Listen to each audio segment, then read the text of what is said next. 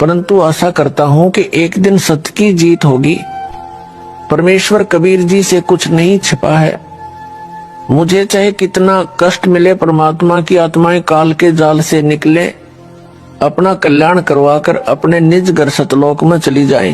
मैं बात करने वाली हूँ एक ऐसे फैसले और आदेश की जिसका इंतजार कह सकते हैं कि तमाम लोगों का था। वो लोग जो कि काफी दिनों से कामना कर रहे थे कि इस पक्ष में फैसला आए।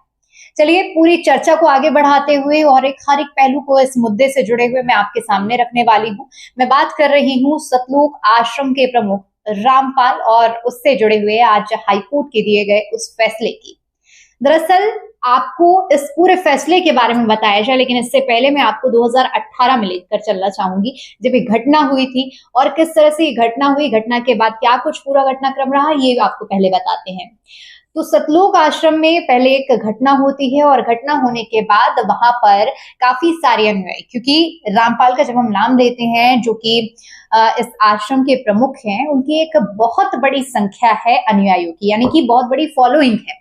और ऐसे में वहां पर जब हिंसा हुई तो बड़ी संख्या में अनुयायी पहुंचे थे, लेकिन उस दौरान जो स्थिति बनी जिसमें बताया जा रहा है कि कुछ अनुयायी जिनकी मौत हो गई थी।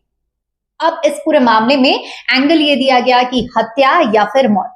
इस पूरे मामले में दोषी करारा गया उस प्रमुख को जो कि ये आश्रम चला रहे थे, यानी कि रामपाल को।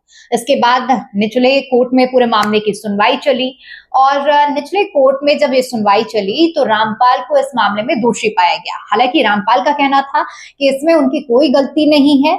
इस पूरे मामले में जो लोगों की मौत हुई है, जिसे हत्या बताया जा रहा है, वो पुलिस की लापरवाही की वजह से हुई है, आंसू गैस की गोलों की वजह से हुई है। अब इसी सब तथ्यों को रखा गया, लेकिन उसके बावजूद आजीवन कारावास की जब सजा सुनाई गई, इसके बाद ये पूरा मामला 2018 का ही है, जब पहले घटना होती है और घटना होने के बाद कोर्ट में मामला जाता है और हाल फिलहाल में तुरंत ही जल्दी ये सजा सुना दी जाती है। अब इस फैसले को चैलेंज किया गया और हाईकोर्ट में ये फैसला आता है।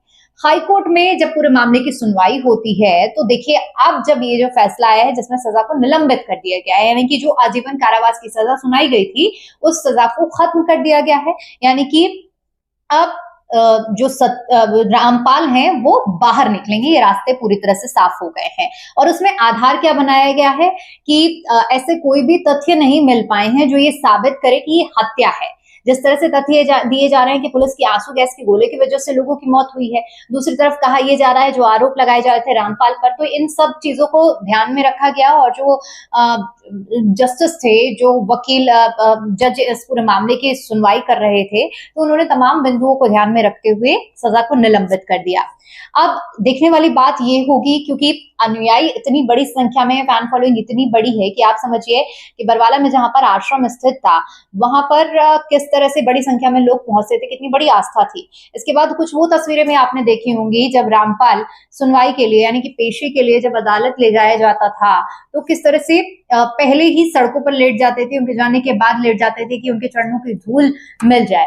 तो लोगों की ये आस्था थी। अब इसके बाद एक धड़ा है जो कि इस आदेश को सही बता रहा है, एक धड़ा है जो इस आदेश को गलत बता रहा है। हालांकि जो अनुयायी हैं उनमें काफी ज्यादा खुशी की लहर देखने को मिल रही है, लेकिन अब बड़ा सवाल यही है कि जो सजा, क्योंकि ये कोर्ट का फैसला है और कोर्ट के फैसले को कोई भी नकार नहीं सकता है। ऐसे में अब इस मुद्दे पर सिर्फ एक चर्चा का विषय बन चुका है कि आखिर जो रामपाल को जो सजा सुनाई गई थी निचले कोर्ट की ओर से, क्या वो सही थी? आजीवन कारावास की जो सजा सुनाई गई थी, आजीवन कारावास जो रामपाल काट रहे थे, वो ठीक था, या अब जब सजा को निलंबित कर दिया गया है तो वो कितना ठीक है? इन तमाम पहलुओं पर अब चर्चा जरूर हो रही है, लेकिन इस मुद्दे पर आपकी क्या राय है ये भी जानना बेहद जरूरी है।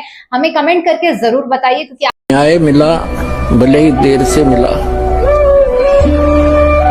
कहते हैं सत्य को कुछ दिन दबाया तो जा सकता है, मिटाया नहीं जा सकता।